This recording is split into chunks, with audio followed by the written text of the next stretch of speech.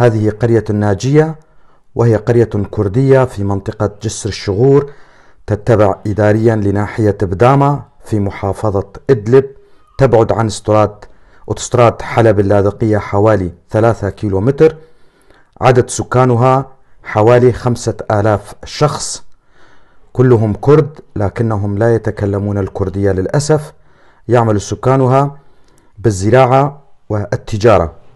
هذه المعلومات وصلتني من أحد أبناء جسر الشغور، وأنا ألقيها بصوتي. أنا علي عبد الله كولو، المنطقة الدرباسية في محافظة حسكة، وأتمنى أن يعود كردنا ويتعلموا لغتهم الكردية في هذه المنطقة، فلغتنا الكردية مثل باقي اللغات هدية من الله، وعلينا أن نتعلمها ونعلمها لأولادنا.